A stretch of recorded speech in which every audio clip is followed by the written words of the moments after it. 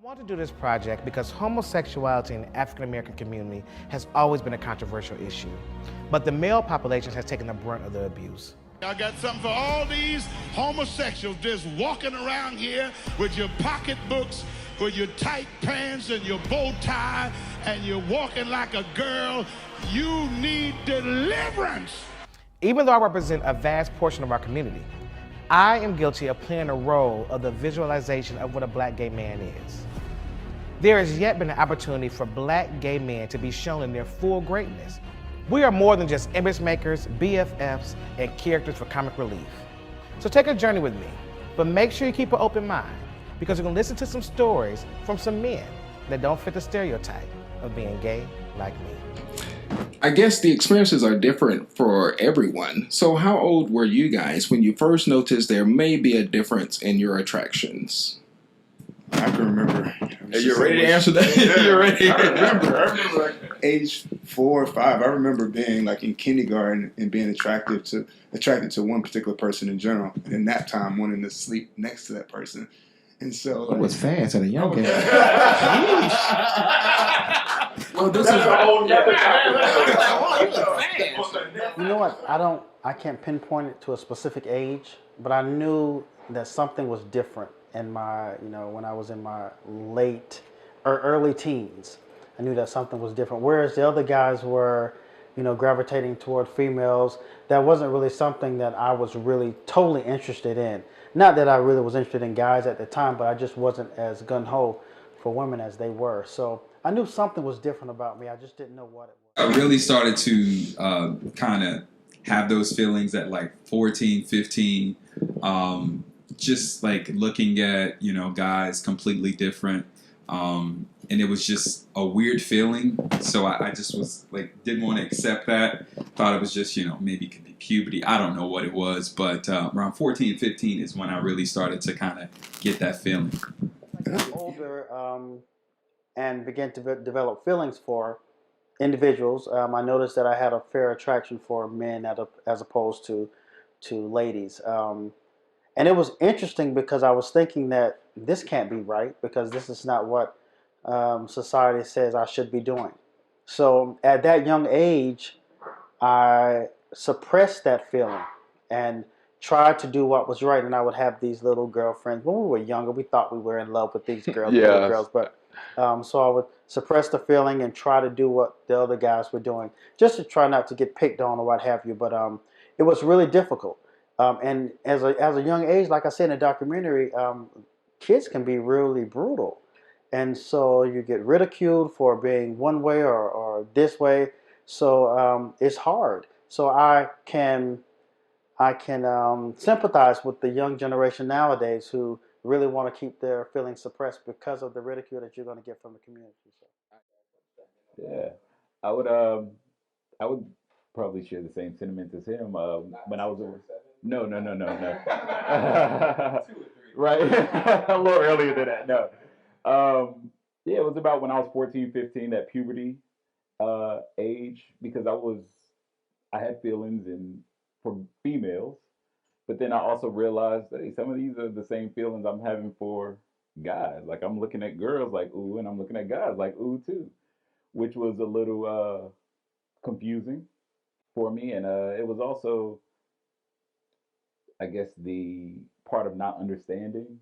More so, this is just how I feel. I don't really understand what it's called. I don't understand. This may just be what puberty is. This may be, the feelings that everybody has. They just choose what route to go.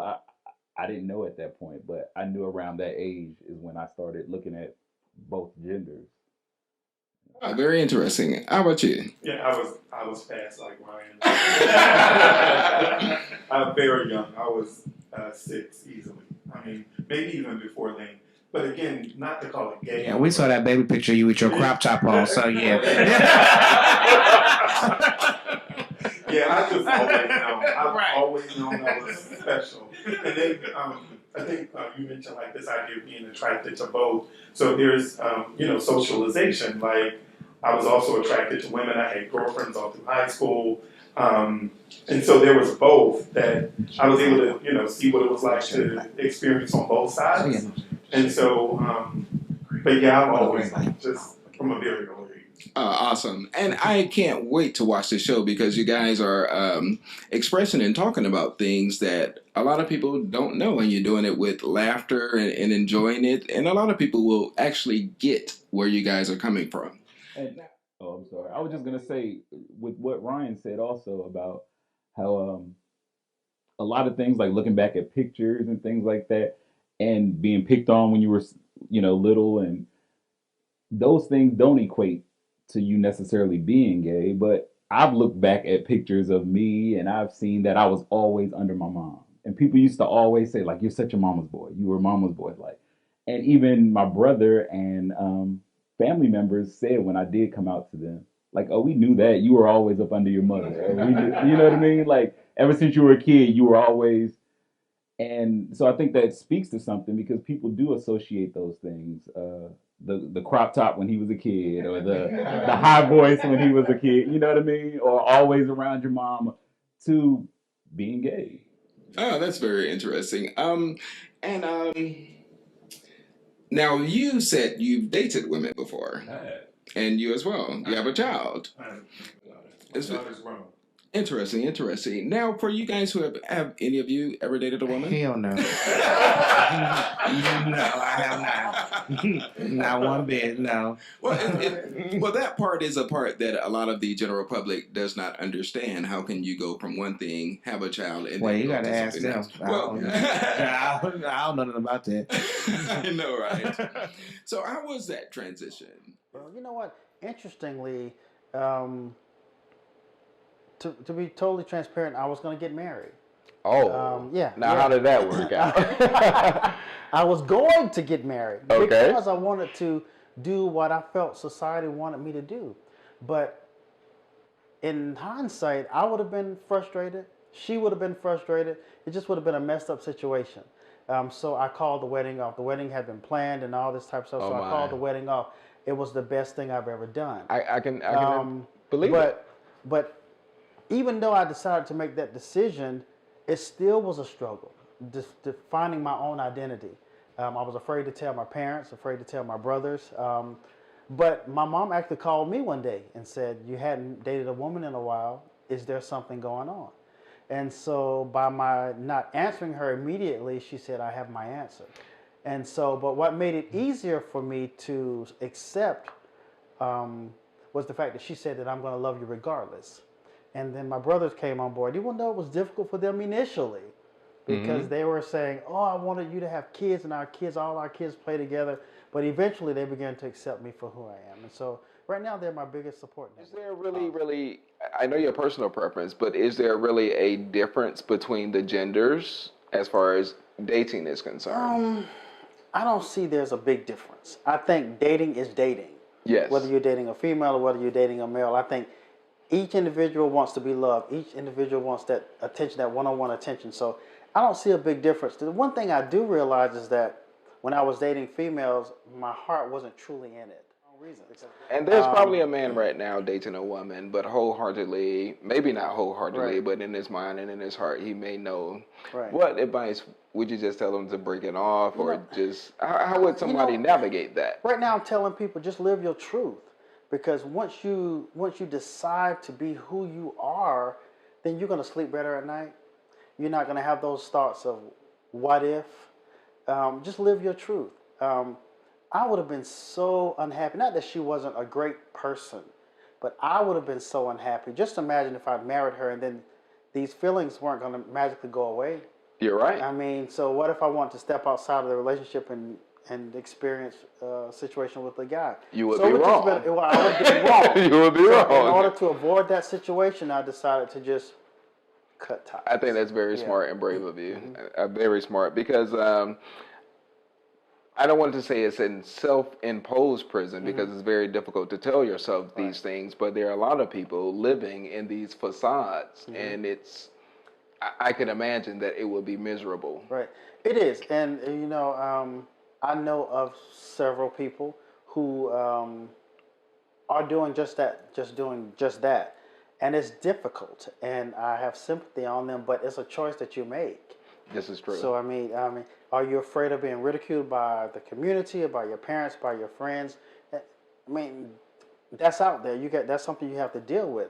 And at this point in my life, if people don't like me for me being me, then hey, there's going to be somebody else to take your place. You're right So about I mean, that. I try not to worry about that anymore. And that used to bother me so much. And so where I would just be so cognizant about the way I walked, the way I talked, the way I dressed, so I wouldn't send up any red flags about my sexuality.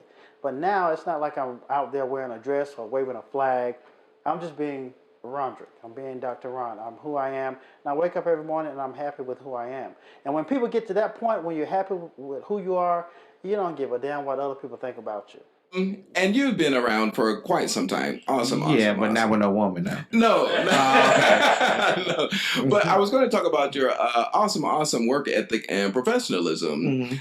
Do you think being gay impedes your progress in your profession? Or because looking at you guys are some sharp brothers, and you're doing business and you're handling your business. You have so many endeavors going on. Well, for when I chose the men for this, I wanted them not to be in the industry, because the thing is that most of us fall under the category of being a hairstylist, a makeup artist, a choreographer, a waiter, a flight attendant, things of that nature. So I wanted to make sure that they all were corporate type 9-to-5 men, because I wanted to kind of break that stereotype of it. So do I think that me being gay and as a hairstylist, as in further my career? Well, just in your business endeavors. In my business in general, no, because I think if I was straight, I'd probably be as successful as I was now too. I don't think that had any kind of thing, anything to do with that. I just create good relationships. I work hard and I do good work. So I think that's all that is before being gay. So yeah, I don't think that had a. And your selection of these professional guys, do you think it affects them because of their professions? That's a question to ask them. I would say for me, no, not at all, because what I do is surrounded around helping people in general. My sexual preference has nothing to do with the way I run business or handle Absolutely. business. When I'm at work, I'm the same person. My mom likes to say I'm the same person I've always been. So, my masculinity doesn't switch up or change. I'm just who I am. And so when I go into my place of employment or whenever I'm dealing business, I always like to just push me as a professional. My sexual preference, that has nothing to do with it. I'm not ashamed of it. I always say it's one of those scenarios. If you ask me, I'll tell you, but I don't walk around with a flag on saying, hey, I'm gay. It's just, for me, it's no different from a heterosexual. No one walks around saying, hey, I'm straight. It's just, that's just your personal business. But if someone asks me a question about it, I definitely don't shy away at all. Totally understood. You seem to... Yeah, get in there, brother. Mr. Fast. I think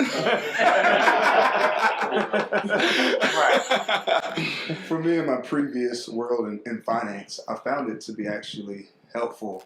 When I worked at TD Bank as a vice president, the CFO of TD Bank actually asked me to be on the diversity leadership board for LGBT. So you got promotions because... Well, I got to be involved in a senior network group and got to be involved with the company and help shape their culture and their policy around issues dealing with LGBT. So in that instance, I did. Same thing, I left there, and with the Freddie Mac, the same thing happened. I got asked to be on that LGBT diversity leadership board. I was the only African American person on that board, and I was the youngest person on that board. So that's awesome. However, in the sports world, where I was trying to coach basketball, I was a pretty good basketball player growing up, one of the top 100 players in the nation, according to some recruiting websites. And when I was trying to get back into coaching basketball, I found it a little more difficult.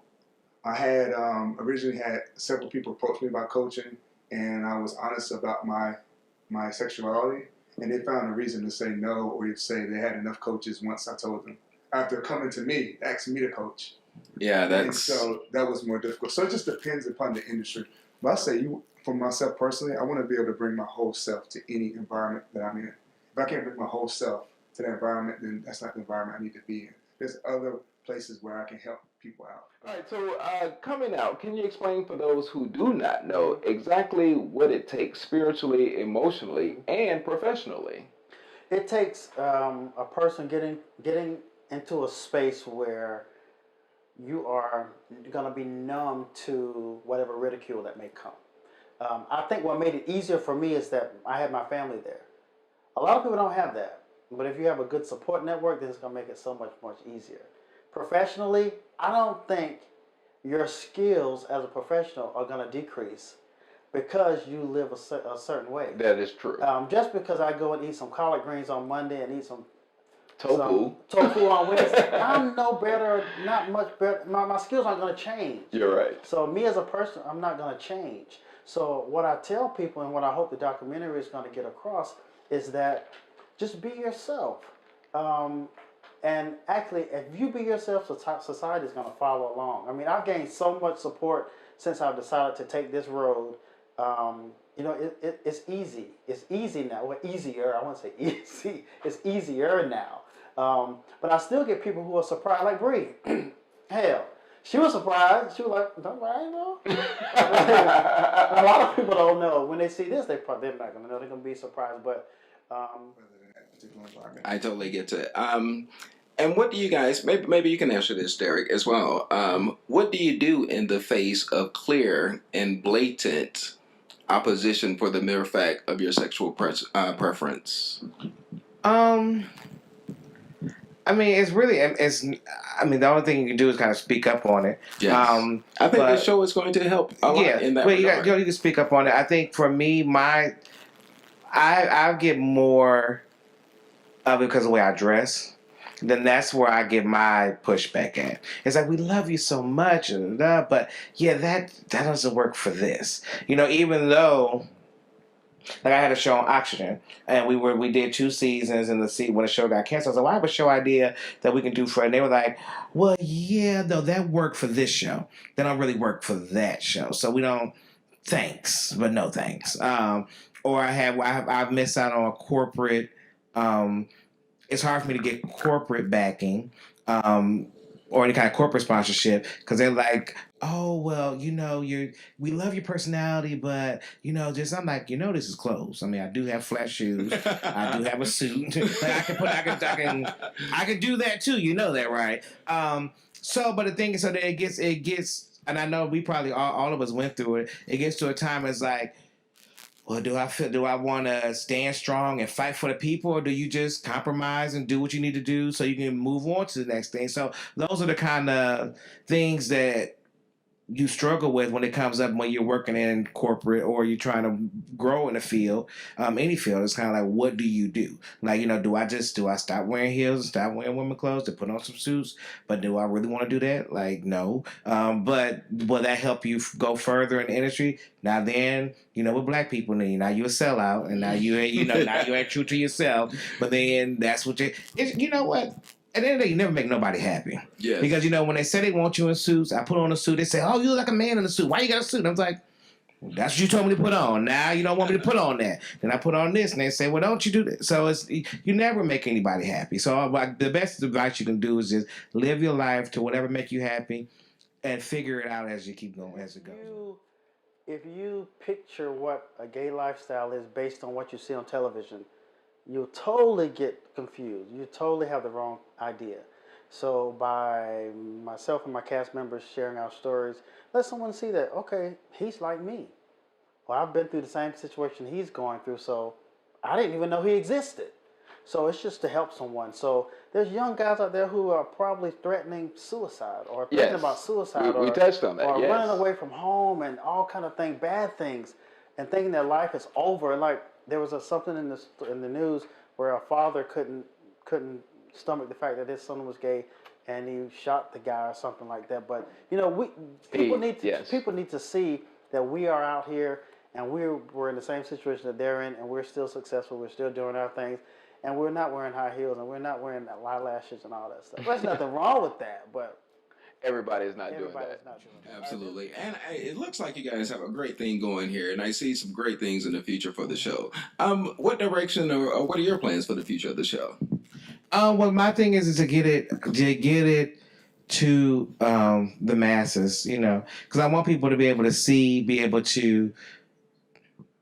For me, I knew that when you look in the look for resources for white gay men, is stuff for days. There's tons and tons and tons of stuff.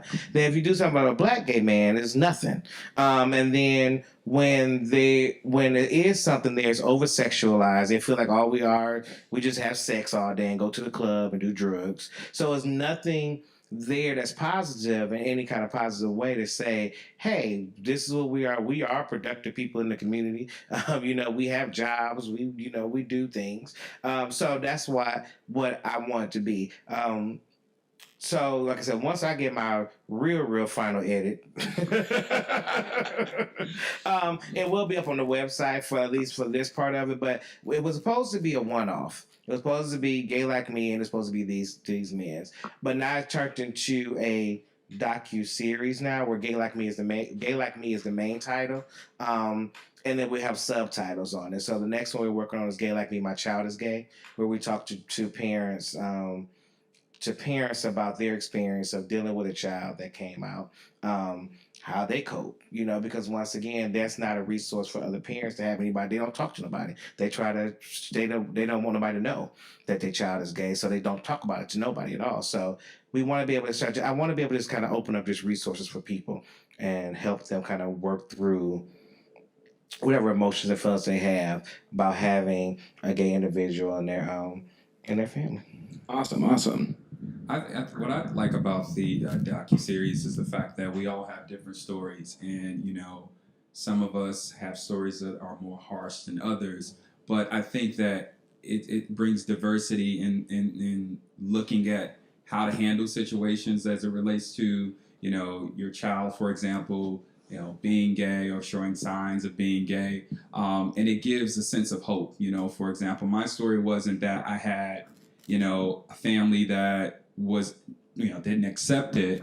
But on the flip side, on the corporate side, that's where I struggled, with being true to who I am. I was playing a character, at work, but then when I was at home around my family, I was the happiest because I was being who I really am. So we all have different, versions of our struggles and, what worked for us, what didn't work for us. But I think that the common denominator that it's just going to give, like I said, a sense of hope for parents and just for other people that are struggling, because when you look at TV, and I love my brother, sometimes sister, Derek, a lot of kids, they play off of what they see on TV, and then they feel like they're gay. Well, maybe I need to start wearing heels. Well, maybe that may not necessarily be your thing, but that's because that's what you see. Mm-hmm. But seeing masculinity and just different types of gayism, if you will, really, really kind of helps people really figure out, what they're about, where they're going, and that's what I love the most about it. The spectrum, this lifestyle is you go from here to here. See, that's an education part. That's the education part. There's nothing wrong with, if I'm here, there's nothing wrong with the guy that's here. That's just what they choose to do. But people need to see that it's more than it's this too, and then all this in between, and that's what we're not getting on television. So yeah, and I look for you guys to have much success, because there's a platform to express these things, and those things that are hidden away a lot of times are considered taboo. Yeah, and the more it's discussed, the more accepted it will be, and the more understanding it'll come from the public. Yeah, and then I'm hoping that some of the parents will be sympathetic to yes. it. Yes. A lot of times, if your family is not there to support you, you feel like you don't have anywhere to go or what have you. But a lot of the guys, our parents were, our biggest support network. So a lot of kids don't have that. See, the problem is in the black community is that we have a skewed version of what masculinity is. And the thing is that if you don't go to jail or shoot somebody or stab someone, you are not masculine, you are gay. So it's like there's no in between. It's like, did you go to jail? Okay, you gay. So you iron your clothes? Oh, you gay. Oh, you get a manicure? You gay. Like, so everything is just everything. There's just no Right. So the thing is that we have to kind of iron out the wrinkles in it to say, oh wow, it's a long list of things that in between being gay and being masculine. Like, you know what I'm saying? And then who says that being gay doesn't mean you can't be masculine? Like, you know, so it's just so many things that go along with it. So what we need to we need to flood we just need to flood our senses with just other things to show that there's just more than what we know and what we've been taught. So I think your show is going to do that for a lot of people. More and more barriers will fall. Yeah, people need to see us and Yes. see people. Oh, I'm like him. Oh yeah, I used to play basketball too, and He was I used saying, to wear yes. the choker. I wear the choker. I used to wear the Yes. They need to, you know, people need to see that and they Yes. can relate to that. So I'm hoping that we'll get an outpouring of support from individuals who were in the closet, who are in the closet, who are saying, "Let me reach out to him." You know, his story is similar to mine. So yeah, you know, most of us came from small. I know I came from a small city, so back then it was, and now it's still taboo to know that you live this lifestyle. But I mean, you know, you have to go on. Absolutely. And I'm already a fan. Yeah. Thank you very much. I'm already a fan. Being a resource, are you guys going to connect with any other organizations? He mentioned. yes, actually, we connected with AHF, which is AIDS Healthcare. Tell us more about that. AIDS Healthcare Foundation, who has graciously has taken on the task of taking it across the country and showing the documentary in different markets. So, but they're, you know, amazing. And so, but I challenge everyone that, you know, just to look in your neighborhoods and look into your city and see what's there. You know, I think that a lot of the young men and young women that are going through these things just need somebody to talk to. So just go and find one of these shelters or find one of these after school programs or youth programs for the LGBTQ community and kind of just walk in there and say, what can I do? You know, and that's the best thing that you can do. Awesome. That was a pretty good. We talked before the cameras were rolling, and you're expressing your apprehension of even coming here tonight. Yeah. Would you care to touch on that? Because you're saying the feelings like that never really went away with you. Yeah, you know what? It's a process. And for me, every time I step on a platform where I'm talking about it, I'm nervous. And I guess it's okay to be nervous about it. Mm-hmm. But every time I talk about it, afterwards, I feel more liberated. So I think I'm getting to a place where I'm comfortable, but I still get nervous talking about it because I still know that ignorant people exist. Yes. And they're not going anywhere. No. So, but I've come to a realization that, you know, this is who I am. You know, I'm older, forever 26, you know. Something. They have it. You know, yeah. 26 plus years old, so I can only live life for me. You know, I can't live life for what he wants me to be or what she wants me to be. So you either accept me or you don't. I totally get to it. And that's across the board, Yeah. the general consensus Yeah. of your castmates. Yeah. And I think it takes a great deep deal of soul searching to come to a truth and to stand by it. And I applaud you, brothers. You know, it makes it easier because I have these other guys too. Yes. You know, it's like a big brotherhood, a support network to say, oh yeah, I experienced that too. So when we're all doing it together, makes it easier Yes. than just say you're Safety on in this, numbers. Yeah, just say you're on this solo platform by yourself. It just makes it easier to have them too.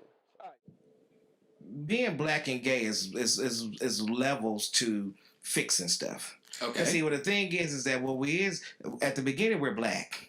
Yes. See, then there's black is the big title. That's something we can't change, Gotcha, right? gotcha. Then when you go from black, it's black man, black woman. Gotcha. That's something we need to fix.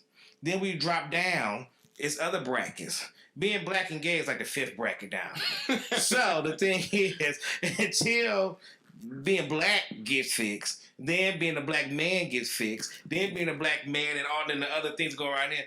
Being black and gay in the white community and dealing with the white community, it's nothing that we can really, it's not saying that's nothing we can speak loud and we can make noise, but the thing is, it's still this one situation because like if we just changed, we were white and gay, then everything would be better. That's because we're white, the top part. So, so the thing is that we gotta. It says a whole community. So it's not about. It's about being black and gay, black and straight, lesbian, any of those things. It's all about being black first. And so I like till the way you broke that down. Yeah, so it's like we got to fix that part first. It's You're like right. everybody, it's like, oh, we got to help being black men and black women and black this and black that. It's like, yeah, but everything we keep saying is black. So we got to fix the black part first. And so until we fix the black part, everything that trickles underneath the black will be fixed. What can the viewers expect to see from this upcoming season? Well, the season ain't done yet, child. But what you can expect to see is that OWN pick it up. That's where I want to be at, over at OWN. So I'm gonna speak it into existence. You do that. But as of right now, like I said, first of all, I love these guys. They're great, awesome. and I mean I. Even every time I get to talk to you, well, thank you. I'm like, but every time we get to talk, every time I sit and we talk about it, it just makes me understand why it's so important, because like you said, they say what they mean, they say how they feel, and they don't mind expressing everything, and this makes me so happy. But like I said, we're going to put this one's called The Masculine Man, and like I said, this will be it's all planned to just do a full roll at the top of the year, so it'll be on the GayLikeMeProject.com, where you will be able to see it and be able to watch the full doc of it. Awesome. Do you have any social media people can reach out to, or? Well, I ain't hard to find. I'm at Derek J. Hare, or it's the Gay Like Me Project on Instagram. And like I said, it's the Gay Like Me Project on the website. So it's there. Awesome. I'm on social media. I'm all over social media. So if you want to reach me on Instagram, it's at the Dr. Ron. On Twitter, it's at the Dr. Ron. My website, thedrron.com. There's a contact me page. Just send me a message, and most of the time, I get a lot of inbox messages, but I do get back to those people that send me inbox messages. So if they inbox me, or they can look up my phone number for our office or whatever, call me, and I'll talk to them. And you are open, to sharing your wisdom and everything. Yeah, I'm a fan already. And that's the purpose of having this platform. Absolutely. We gotta use it, and that's the purpose of us sharing our story with the world, is to help somebody else. So we'd be not serving our purpose if we did not want other people to contact us to talk about it. And actually, you pointed out it helps you to be around that unity. And the more I talk about it, the easier it gets. A lot of times, like I was saying before, when you hold things in it, you create yourself, you become an emotional prisoner, like you have bars in front of you, you're behind those bars. But the more you talk about it, the more you release, and it makes it easier. I just talked about that on one of my segments this week. I do a segment every Wednesday called 60 Seconds with Dr. Ron on social media, where I talk about a plethora of topics. But I talked about expressing yourself. And once we learn to express ourselves and stop holding things in so much, it gets easier. So, I can see it. We'll see what happens, So is Dr. Ron dating or anything? Or? Dr. Ron is engaged. Yes, I got engaged on July 7th of this year. We are doing great. We're still talking about the date for the wedding. Probably won't be a big thing, but just be he and I. Congratulations.